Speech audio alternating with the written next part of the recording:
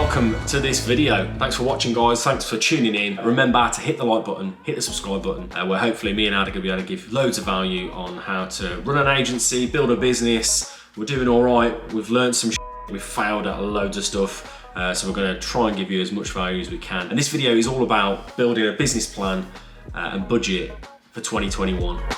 The way we start these things is always with targets, right? And these targets are built from strategy days and then into board meetings. And then out of those board meetings, there's an agreed target or vision, that mainly I'm driving from a vision perspective, and I'm trying to get back in from the board to go, yes, this is the right thing, or no, this is the wrong thing to do, or have we thought about X, Y, and Z?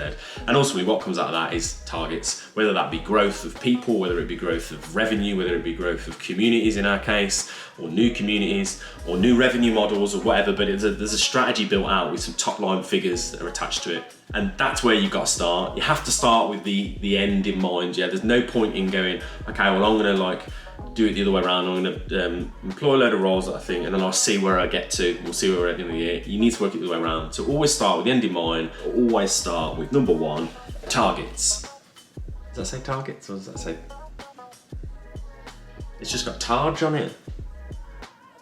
Targe. Second thing they do is then involve more people. So there's always two ways, right? So you can either go top down or bottom up. You can go top down and I go, okay, these are the targets. This is what I want, but that's pretty much me dictating what is needed, I guess, in order to hit those targets.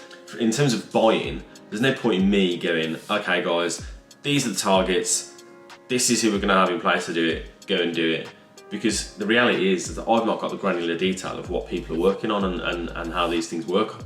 We've got much better people in the business than me at going, well, actually, this is how we would grow from here to here, and this is the strategy we need to do it. So number two is how I approach it, is always bottom up.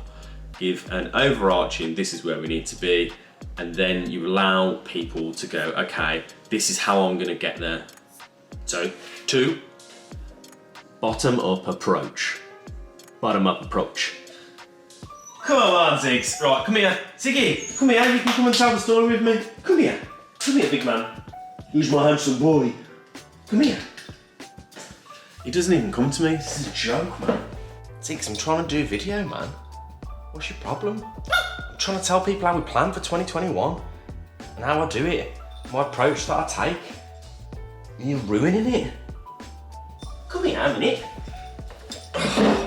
Look, you can come and sit. So, number three is the pitching process. So, what we then do, teams go out, team leaders work with their teams to go, okay, look, this is what we need to achieve. How do we get there? What do we think we need? So those guys work together, then team leaders put a proposal together and then pitch that to myself, Scott, head of operations, Ali, finance controller. And the main point with this is in reality, you start with commercial. If Andy says to me, I need 5 new people in order to hit these targets, this is how we're going to do it, this is the strategy. You'd start there because you go, okay, well, they're sort of a given, that's the start of the budget, that's where our sort of recruitment plans start, potentially training that's needed, resource, costings, expenditure for clients, all those types of things, it starts there, and then you go into the different teams then, because from that point, what we can do there from a revenue basis is we go, okay, well, our average cost per, our average sale is X. This will convert into X amount of clients based on our target. So our target for next year is 7 million quid, right? And then we say, of that 7 million, X amount will be attributed to clients. Those clients then get split down on the average cost of what we charge per project. And then you can start working out how many filming days, how many clients we've got. So then you go to the client services team, you go, okay, this is the amount of clients we're gonna have next year. This is how long it takes. So then you start going around to all these things. So this is what each team starts working out, but it starts with commercial. You have to start there. So start with your revenue and get that pitching process on, and then you get all these feeds coming in at one point. So that's tip number three. Tip number three, pitching process. If you're getting some value from this video, please remember to like and comment, and most importantly, subscribe. It means a lot, and more engagement we get, more people see the video, more people get value. So point number 4, I nearly did 3 again then. Point 4 is actually the dance. So all the proposals get put, the pitches go in, and then actually most of them get pulled apart because it's one person's view against another, and then actually collectively when you start talking through it and you're working through the numbers and everything, you go, actually part of this works and part of it doesn't. Can you go away and work on this? So then you're in the dance period there where we're going back and forth then in different periods of time. So you've done your pitches and then you're having separate meetings all the time, going back over stuff that people have created, challenging it again, and you're all getting to this point where everyone's meeting in the middle, where everyone's going, okay, this is starting to make sense now. I've conceded on some stuff, I've got some other bits and pieces. I'm now starting to get to a point where I feel like we can deliver on what we're being given, and equally what we're trying to get, and what we're trying to achieve. So where you go through that dance period, and it all starts coming together.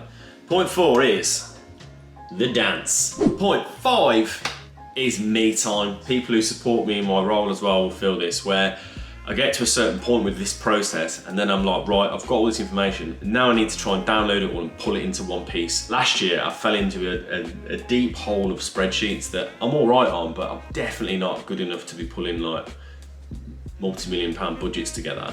So really 4 of us have been able to work on this thing to make sure that it works from a recruitment plan perspective, works from a profit perspective. The board is all of this has started at the board. The targets start at the board. We have a strategy day and then the targets come out of that, and then that's where that gets driven down. I still have to make my decisions on what I want from that and what's realistic, but ultimately it starts at that board level.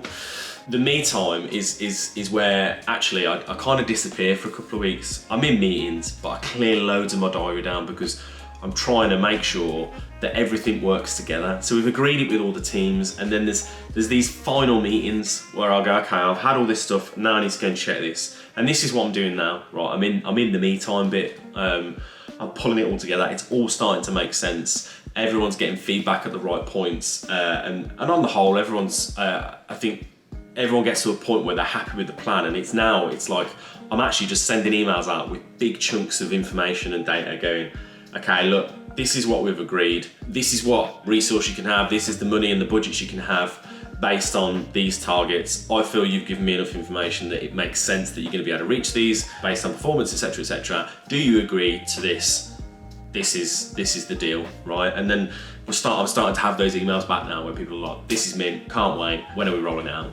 So that's what this next couple of days are. I'm on the me time bit and I'm finalising everything. The next stage of this will be we'll do a point 6. So point 6 is the final budget. So this is all about now getting those 4 people together, myself, Ali, Holly and Scott, and going, right, does this fit? Are we going to achieve everything?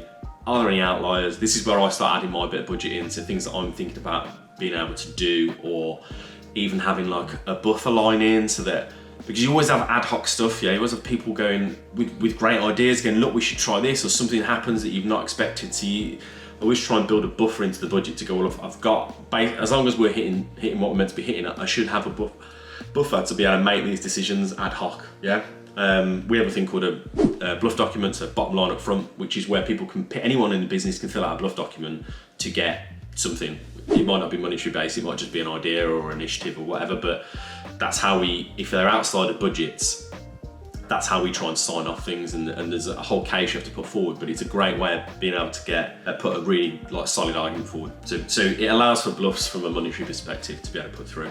So that's point number 6. Point number 6 is the final budget.